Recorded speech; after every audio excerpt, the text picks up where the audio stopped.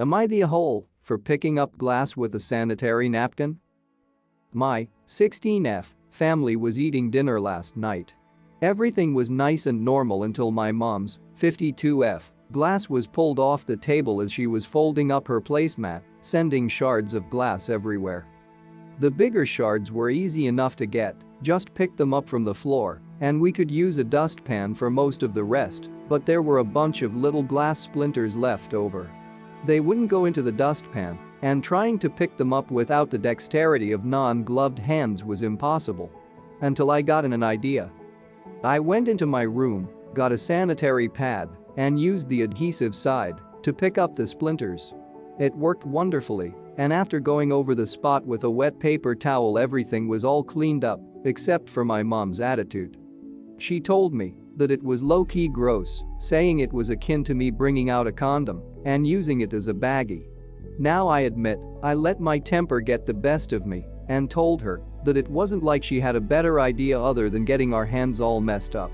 She was pissed, said her usual "well, someone's having a bad day today," and stormed off. My dad thought it was smart if weird to use a pad, but now I'm thinking that yeah, it might have been gross to bring that out in front of the whole family. I know I'm a bit of an asshole for snapping back at my mom, but I'm just wondering, am I the a-hole for using a sanitary napkin to clean up glass shards in front of my family? Not a hole, you're not the asshole, you're a genius. Well done. Op demonstrated a remarkable ability to think outside the box. She identified a problem and found a solution. Her solution was unconventional but ingenious. Bravo, Op. Agreed, not a hole. First of all, smart idea, and secondly, can we get over period shaming? Period products are not some shameful gross thing we have to keep secret. As for mom's condom comment, I mean, if it worked as well as your idea, sure, why not, JK. Condoms are also not gross or shameful. Mom needs to get with the times. Not a hole, it's a great idea if you don't have tape handy. It's not like you grabbed a used one. There is way too much stigma around menstrual products. It's much better than tape, actually. IMO. Protects the hands and won't damage the floor or leave residue. I'll have to remember Op's idea in the future. Not a hole. That was very clever of you. I wonder if your mom would have the vapors if she knew soldiers have used tampons to plug bleeding wounds in a pinch. I remember learning about that in history class and realizing how smart that is. For some reason I've always remembered it just in case. Not a hole, I'm pretty sure your mother, at 52, has seen a sanitary napkin before. They're sterile and seemingly the perfect tool for the job. There's nothing inherently gross about an unused pad, just like there's nothing inherently gross about a clean pair of underwear. No, I don't think you can compare those two. I would take an unused pad from a friend, but not a clean pair of underwear. Not a hole, it wasn't used. Your post reminded me that we used slices of bread for this in our house. Geez, what a trip down memory lane. I've seen another comment about using bread. How does that work exactly? Magic. It works best with cheap white bread. It squishes and molds around the glass, like Play-Doh almost. Replying to an edit in your post here BC, it's relevant, but don't use tape. Way easier to cut yourself, get really tiny shards stuck in your skin to discover later.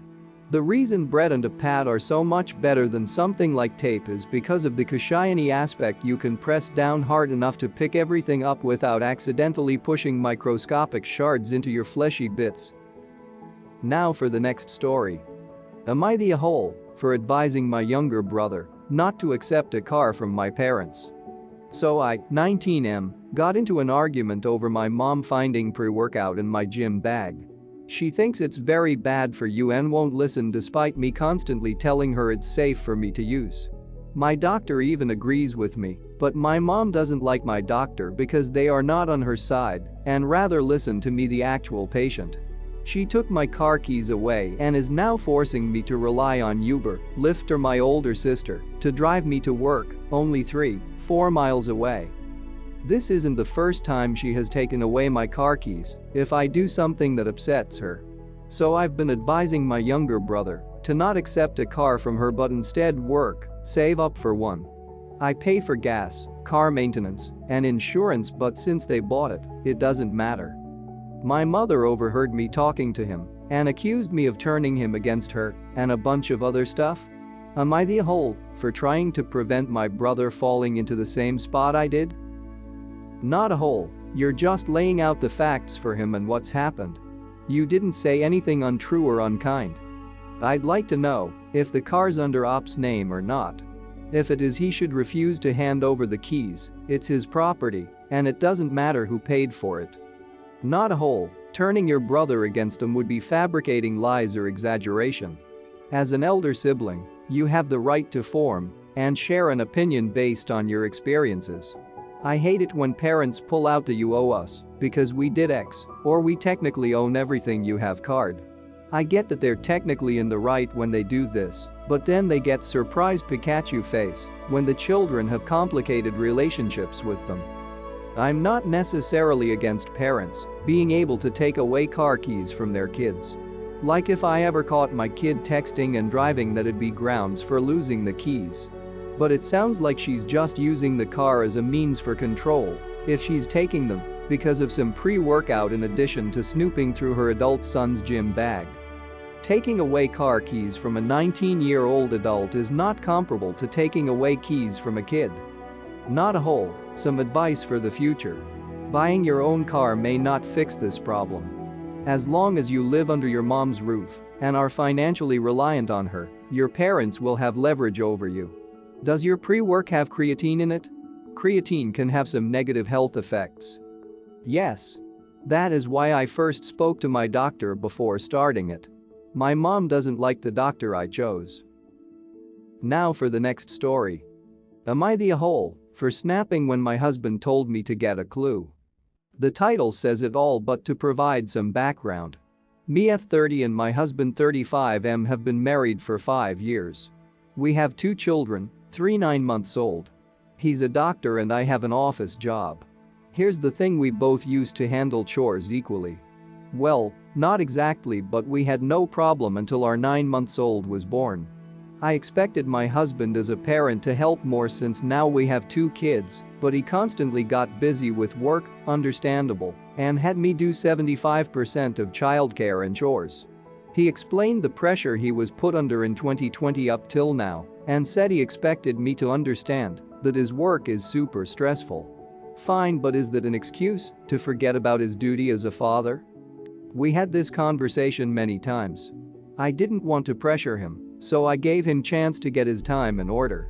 And last night he came home at 9 p.m. I was dealing with our 9-month-old crying, not wanting to sleep, while my husband was resting from being on his feet all day. He was rushing me to put dinner on the table while I was trying to get our son to sleep. He said he was starving when I asked him to wait. Then I asked him if he could stay with our son till I get dinner ready. But he said he was exhausted and had zero energy to do it. I walked up to him and brought up the work imbalance when it comes to home duties and told him he was acting like I was a stay-at-home mom and this needs to stop.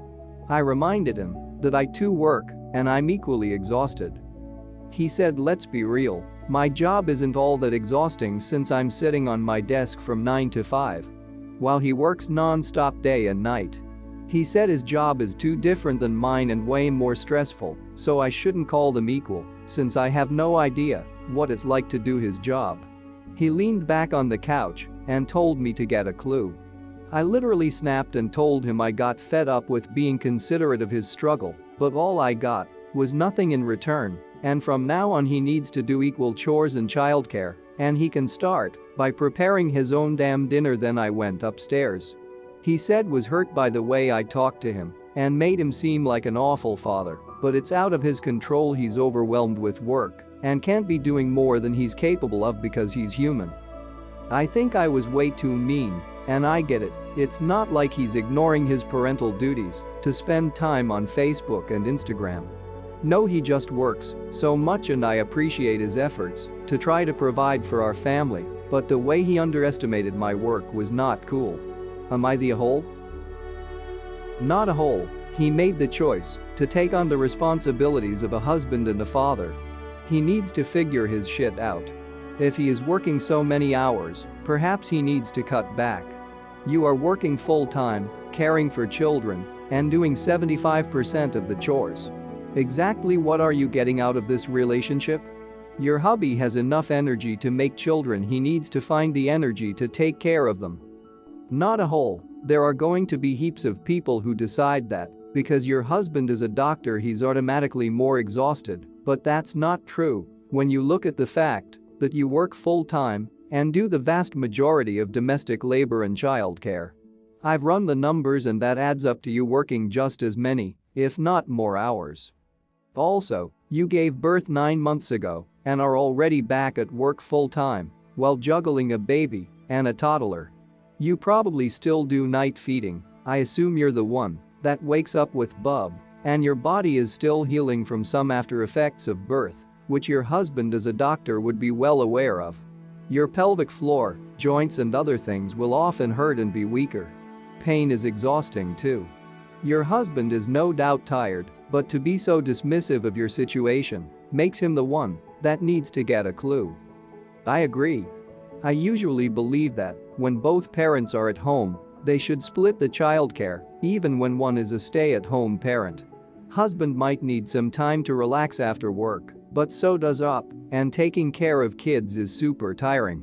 They need to sit down and figure out a way to split those responsibilities and find a solution that is fair for both of them.